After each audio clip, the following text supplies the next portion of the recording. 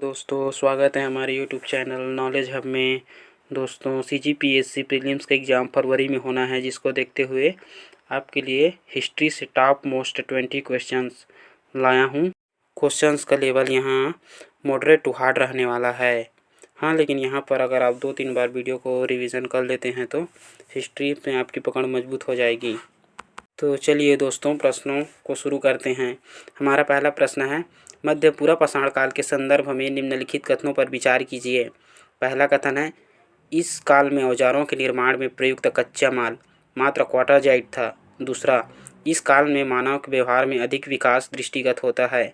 तीसरा, भारत में भीमबेटका व नर्मदा घाटी क्षेत्र इस काल से संबंधित हैं। उपयुक्त में से कौन से कथन सही हैं? केवल एक, केवल दो और तीन, केवल एक और तीन और उपयुक्त सभी। बताइए दोस्तों इसका आंसर क्या होगा? तो दोस्तों इसका आंसर है बी, यानी कि केवल दो और तीन। तो चलिए दोस्तों अगले क्वेश्चन की ओर बढ़ते हैं। निम्नलिखित में से कौन से कारण मगध की सफलता के लिए उत्तरदायी थे?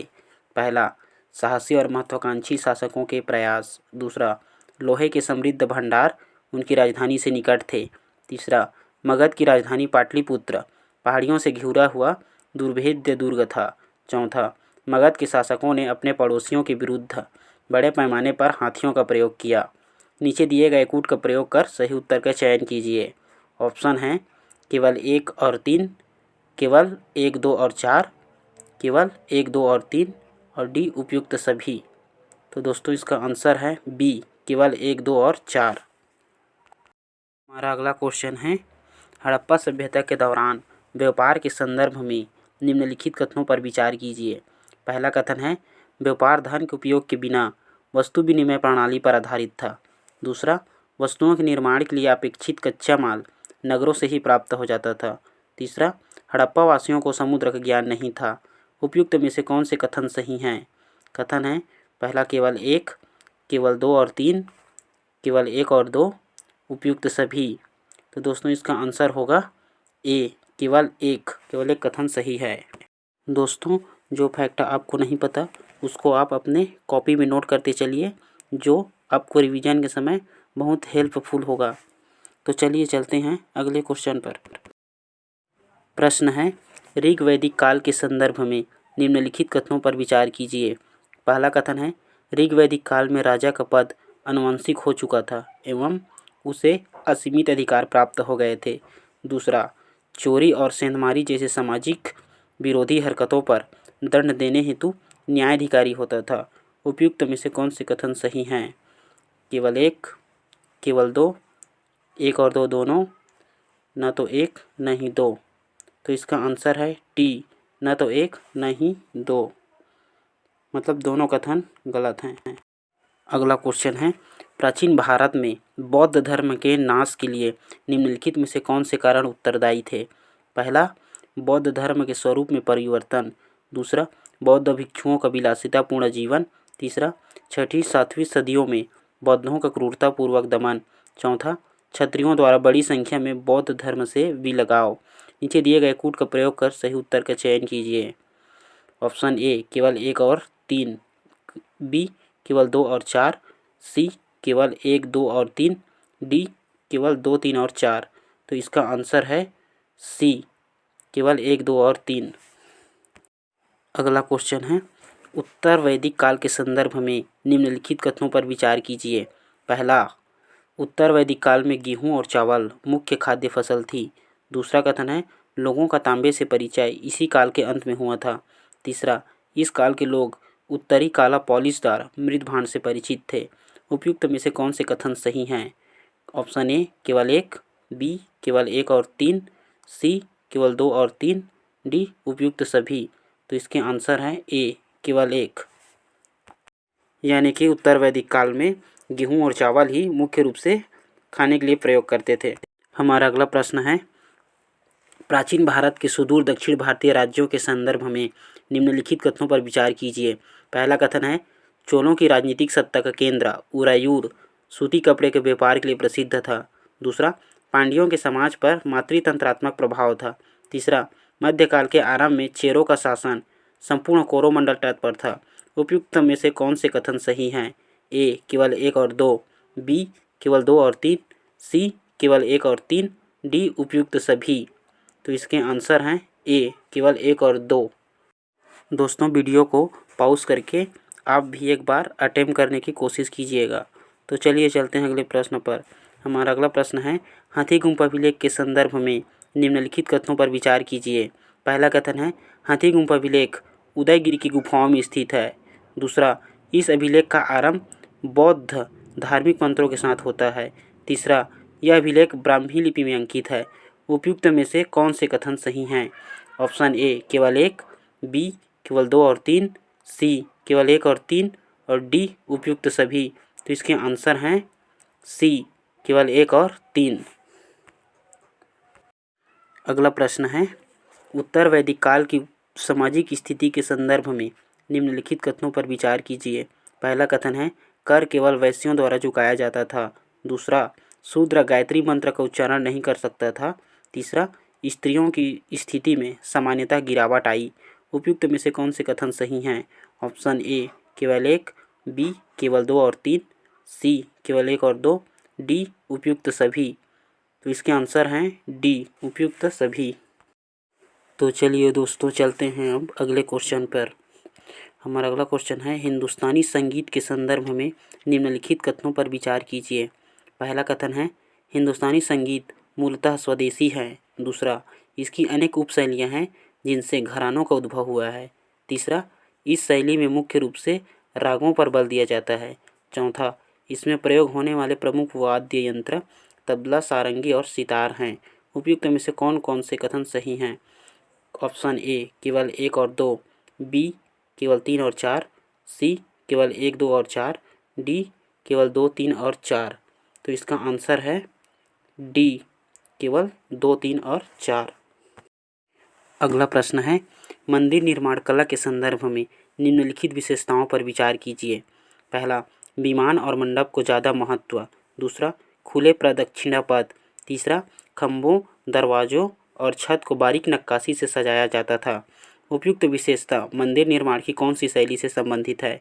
आपके ऑप्शन हैं ए नागर शैली, बी द्रविड़ शैली, सी वेसर शैली और डी विजयनगर शैली।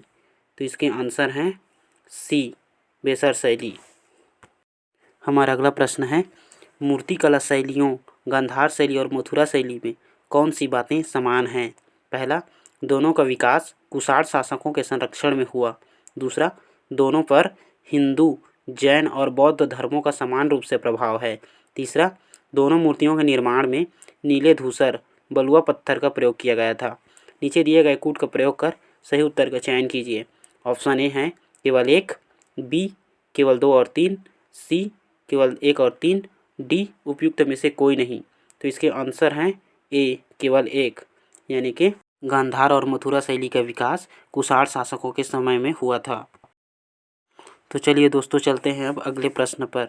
हमारा अगला प्रश्न है, निम्नलिखित कथनों में से कौन सा कथन सही नहीं है?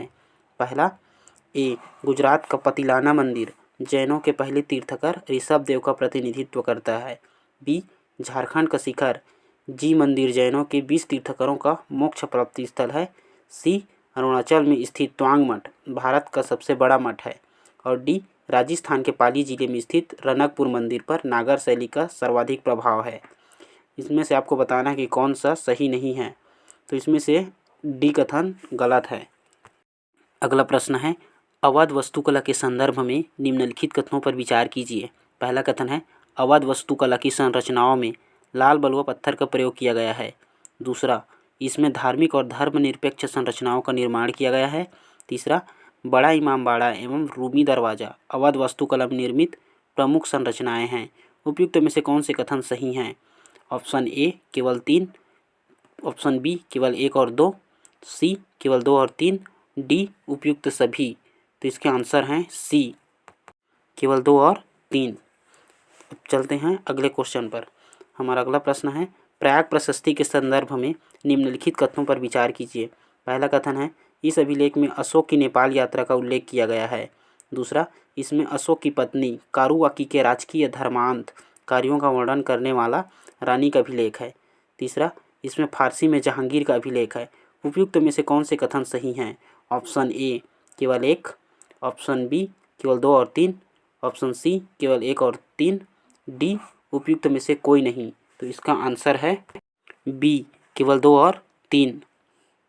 अगला प्रश्न है, पानीपत का तृतीय युद्ध के परिणामों के संदर्भ में निम्नलिखित कथनों पर विचार कीजिए। पहला कथन है, मराठों की हार से अंग्रेजों को बंगाल और दक्षिण भारत में अपनी सत्ता स्थापित करने का अवसर प्राप्त हो गया।